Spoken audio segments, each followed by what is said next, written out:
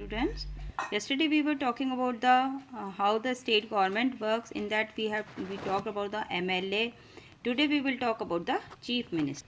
Yesterday I told you the after the election जो MLAs होते हैं of belonging to the ruling party, वो जो ruling party के जो MLAs होते हैं वो अपने में से ही एक लीडर को चुनते हैं और वो फिर क्या बनता है, वो चीफ मिनिस्टर बनता है ना। और इसके साथ साथ में ही इलेक्शन जब हो जाते हैं, गवर्नर होता है वो उसको अपॉइंट करता है और फिर चीफ मिनिस्टर ही बताता है कि अदर मिनिस्टर कौन कौन से किस किस पद पर काम करेंगे, है ना। और वो चीफ मिनिस्टर बताता है तो उसको अपॉइंट करने का काम कौन करता है, गवर्नर करता है। इसलिए जो गवर्नर होता है governor is also having the importance important in the state level. अब जो चीफ मिनिस्टर होता है, what is is working, chief minister and the other minister have the responsibility of running various government department of minister. जैसे अलग अलग department होते हैं, education department, textile department, road department, health department, है ना। अलग अलग जो होते हैं वो अलग अलग उनके पास में हो ऑफिसेस या डिपार्टमेंट्स अलग अलग MLAs के पास में होते हैं। और जो MLA चुना जाता है वो क्या कहलाता है, फिर मिनिस्टर कहलाता है।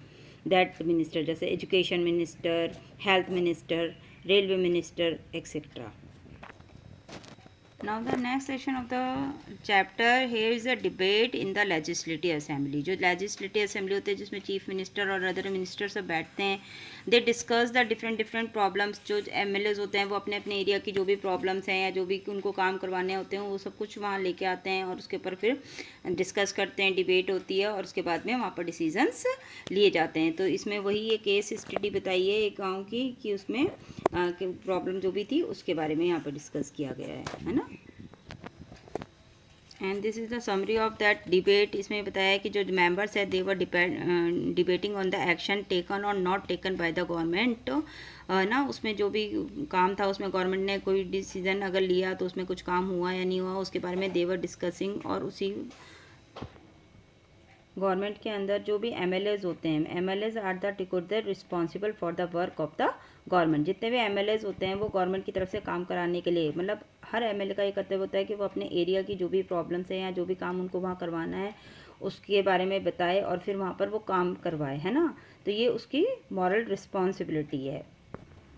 Now the third section, working of the government में आपको बताया कि legislative assembly is not only the place where opinion can be expressed about the work of the government and action is demanded. कि आपको जो भी काम करवाना है या गवर्नमेंट ने जो भी काम किया है उसके बारे में हम बताएं। ऐसा कुछ नहीं कि केवल वो लेजिस्लेटिव असेंबली ही एक प्लेटफॉर्म है, नहीं। हम न्यूज़पेपर में, TV चैनल्स पे, अदर ऑर्गेनाइजेशंस में जाकर भी अपने बात बता सकते हैं। जैसे आप देखते होंगे कितनी बार होता है गवर्नमेंट के को नहीं पता होता पर हम अखबार में एक आर्टिकल लिखते हैं कि पर्टिकुलर जगह पे इस चीज़ की प्रॉब्लम हो रही है तो गवर्नमेंट को then and there government has taken the action, है ना। तो इसी के अंदर एक वर्ड जैसे आपको बता रखा है प्रेस कॉन्फ्रेंस। प्रेस कॉन्फ्रेंस क्या होती है, प्रेस कॉन्फ्रेंस में मोस्टली क्या होता है, the purpose of the press conference is the explain the media about a particular decision taken by the government. अब जैसे गवर्नमेंट कोई भी निर्णय लेती है या कोई भी हम एक्शन प्लान करते हैं तो उसके बारे में जो सारी जानकारी होती है वो प्रेस कॉन्फ्रेंस के द्वारा हम पर्टिकुलर इशू के ऊपर देते हैं। So that the press coverage जो है प्रेस है that can be convey to the other peoples. अब प्रेस न्यूज़पेपर में कोई वो है तो इससे क्या लोगों को गवर्नमेंट के बारे में पता लग जाता है कि what the government has taking the plan और वो उसने क्या डिसीजंस किए हैं। In this also it is also describing a one problem in a particular village. उसी के बारे में पूरा इसमें डिस्कस किया गया है कि उस विलेज के अंदर भी बहुत सारी प्रॉब्लम्स थी और उसी के लिए उसी से रिलेटेड द गवर्नमेंट का डिसाइड किया था कि make the some laws for the state regarding the sanitation and health facility. उसमें जो भी है कंपलसरी उसमें ये बना दिया गया कि इंश्योर करेगी कि एक्यूरेट टॉयलेट्स बने हुए हैं कि अर्बन एरियाज़ में, वो ये इंश्योर करेगी कि हेल्थ वर्कर्स पूरे अच्छी तरह से अपॉइंटेड हैं क्या गाँव के अंदर। This act is also making the laws to issue on the done is legislated in the each state. हर स्टेट के अंदर वो लेजिस्लेटिव असेंबली कर रही है ना। तो these are the some works which is done by the government on the particular issues. In the last it is also written a wallpaper project. Wallpaper project क्या होता है,